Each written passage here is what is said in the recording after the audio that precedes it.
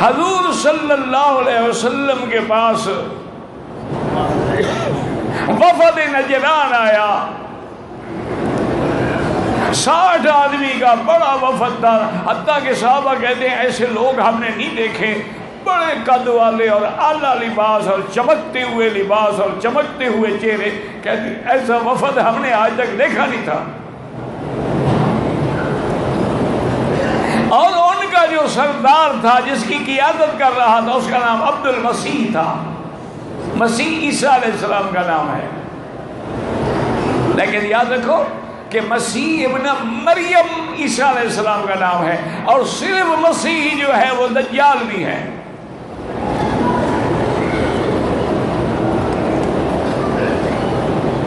ایک لفظ ہوتا ہے معنی کئی ہوتے ہیں۔ اب مسیح جو ہے وہ ممسوح العین سے بھی ہے کہ دجال جو ہے وہ کانا ہوگا، ایک آنکھ جو ہے اس کی ایسی ابلی ہوگی جیسے چھوٹے سیب کا دانہ ہوتا ہے،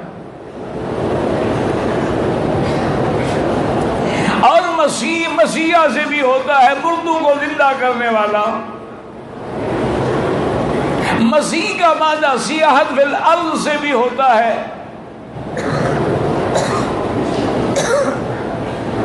انہوں نے کہا کہ حضور ہم نجران سے آئے ہیں اور ہم نصارہ ہیں، ہم نصرانی ہیں اور دین عیسیٰ بھی ہیں، ہم آپ کی خدمت میں آئے ہیں مسائل سے مذاکرات کرنے کے لیے کہ معاملات جو ہیں وہ مذاکرات سے حل ہوتے ہیں، لڑائیوں سے حل نہیں ہوتے۔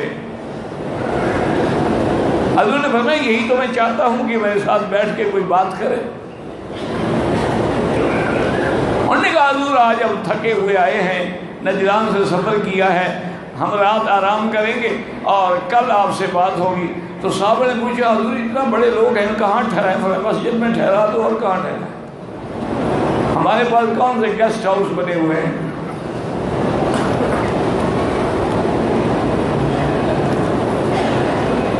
اب دیکھیں وہ کافر ہیں لیکن حضور نے کہاں ٹھہرایا؟ اور مسجد کون سی؟ تمہاری مسجد تھی وہ، مسجد نبوی، جس کا اللہ کے گھر کے بعد مقام ہے۔ ایک ہمارے مسلمان ہیں کہ کوئی دین کی تبلیغ کرنے کے لیے آئے، کہتے مسجد سے نکالو ان کو، مسجد کو دھو ڈالو ان کو، مسجد میں نہ رہنے دو، مسجد پلید ہو جائے گی۔ مشرکوں سے پلید نہیں ہوئی، توحید کی دعوت دینے والوں سے پلید ہو جائے گی، اور پلید تو مشرک ہوتا ہے۔ انما المشرکون نجس، جو قبروں میں سجدہ کرتے ہیں ان سے تو مسجد پلید نہیں ہوئی۔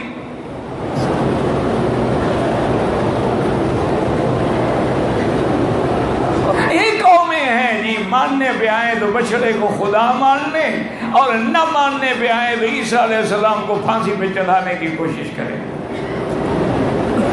یہ قوم ایسی ہے سمجھنے کے لیے تیار ہی نہیں ہے۔ بہرحال دوسرے دن جب وہ آئے تو انہوں نے کہا کہ یا محمد صلی اللہ علیہ وسلم، ہم نے آپ سے اس موضوع پہ بات کرنی ہے کہ کیا آپ حضرت عیسیٰ علیہ السلام کو مانتے ہیں؟ میں بالکل ہم مانتے ہیں، عیسیٰ علیہ السلام اللہ کا پیغمبر ہے، رسول اللہ ہے، روح اللہ ہے، کلمت اللہ ہے۔ انہوں نے کہا حضور پھر انشاءاللہ آپ کا ہمارا مسئلہ حل ہو جائے گا کہ بنیاد تو عیسیٰ ہے نا، اور عیسیٰ علیہ السلام کا تو آپ ہی احترام فرما رہے ہیں۔ انہوں نے کہا حضور آپ بی بی مریم کے بارے میں کیا عقیدہ رکھتے ہیں؟ حضور نے فرمایا کہ مریم صدیقہ ہے، طاہرہ ہے، مریم بیوی جو ہے وہ عابدہ ہے، زاہدہ ہے، قانتہ ہے، پاک ہے، جس نے اپنے بدن کی حفاظت کی ہے، اور جس کا اللہ نے قرآن میں نام لیا ہے۔ اور ہمارے قرآن میں بی بی مریم کے نام پہ تو پوری سورت موجود ہے۔ انہوں نے کہا حضرت پھر تو مسئلہ حل ہو گیا، آپ عیسیٰ علیہ السلام کو بھی مانتے ہیں، بی بی مریم کو بھی مانتے ہیں۔ ایک ہوتا ہے نا جیسے یہودی نہیں مانتے تھے، وہ کہتے تھے کہ عیسیٰ علیہ السلام بغیر باپ کے نہیں پیدا ہوئے، بلکہ یوسف نجار کا بیٹا ہے۔ یوسف نجار کا ناجائز تعلق تھا بی بی مریم سے، اس نے اپنے اس عیب کو چھپانے کے لیے ڈرامہ بنایا قوم کے سامنے۔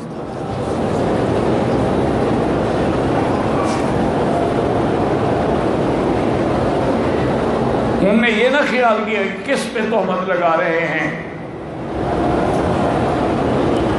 انہوں نے کہا حضور آپ نے دو باتیں ہماری مان لی ہیں،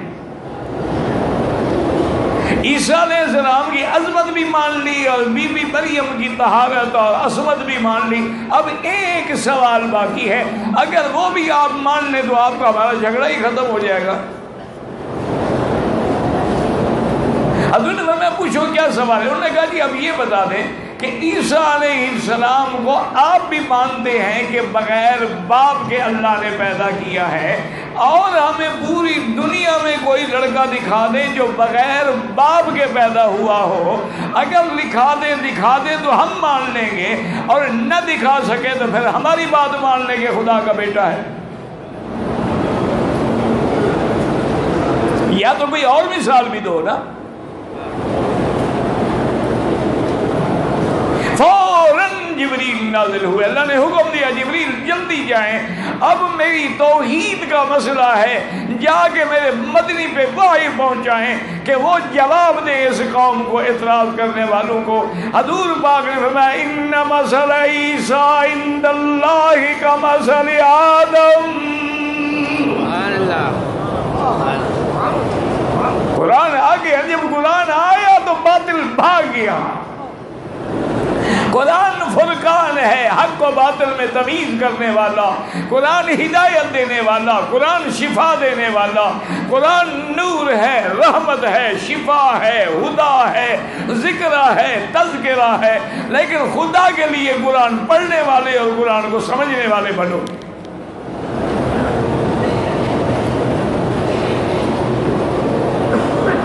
اب حضور نے پڑھا ان مثل عیسیٰ عند اللہ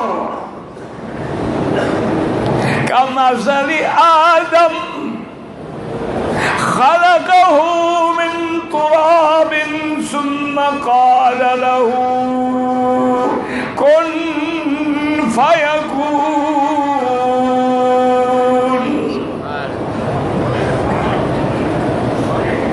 اللہ نے فرمایا میرا مدنی ان کو جواب دو کہ حضرت عیسیٰ کی مثال ایسے ہے جیسے آدم۔ عیسیٰ کا تو باپ نہیں ہے، آدم کا تو باپ بھی نہیں، ماں بھی نہیں، اس کے بارے میں کیا فیصلہ کرو گے؟ اگر باپ نہ ہو تو وہ بیٹا بن جاتا ہے، تو جس کا باپ بھی نہ ہو ماں بھی نہ ہو تو وہ تو پھر خدا بنے گا نا، پھر بھی تو یہ اسی کا بیٹا بنے گا نا۔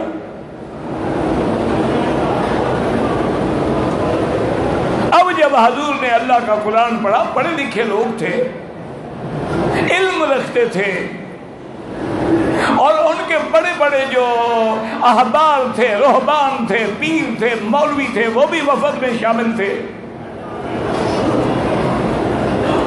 اب سب جناب خاموش بیٹھے ہیں، تو میں فیصلہ کرو۔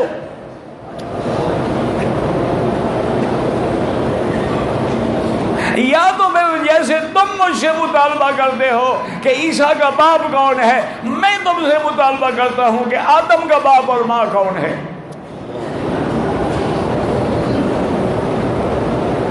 اب جناب باطل کی تو ہمیشہ یہی ہوتا ہے، جب حق کی مار پڑتی ہے نا،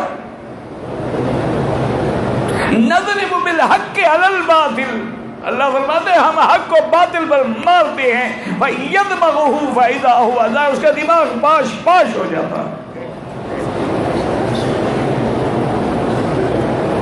انہوں نے کہا حضرت ایسا کریں کہ ہمیں ایک رات کی مہلت دے دیں، ہم رات کو بیٹھ کے غور کریں گے اور کل جواب دے گا۔ ٹھیک ہے جاؤ کل جواب دو۔ اللہ نے قرآن نازل کر دیا، جبریل آیا کہ اللہ فرماتے ہیں میرا مدنی اب یہ ان کے احبار بھی، پیر بھی، مولوی بھی، تاجر بھی، اب بڑے آئے چھوٹے سب پھنسے ہوئے ہیں، اب ان کو مت جانے دو، ان کو کہو کہ آؤ ہم مباہلہ کرتے ہیں۔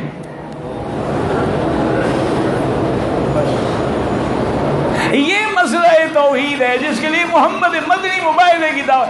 ندعو ابناءنا وابناءکم ونساءنا ونساءکم وانفسنا وانفسکم ثم نبتہل فنجعل لعنت اللہ علی الکاذبین.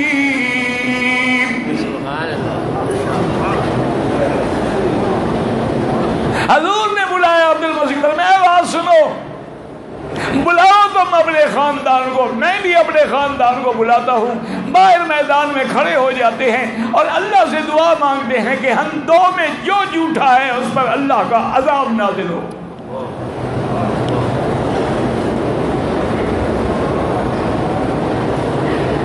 انہوں نے کہا جی ہم پھر اپنے علماء سے مشورہ کر لیں. رات کو پھر بیٹھ گئے، ان کے احبار بھی تھے، ان سے پوچھا کہ اب کیا کریں. حضور کو دعوت مباہلہ دے چکے ہیں. انہوں نے کہا خدا کے لیے مباہلہ نہ کرنا، وہ اللہ کا سچا نبی ہے، تمہاری نسل تک ختم ہو جائے.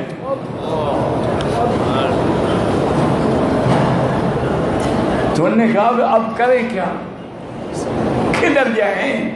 انہوں نے کہا بس حضور سے کہو یا رسول اللہ بس ہم مسائل نہیں بیان کرتے، آپ جو بھی ہم پر ٹیکس مقرر کریں، جزیہ مقرر کریں، وہ ہر سال ہم مسلمانوں کو دیا کریں گے.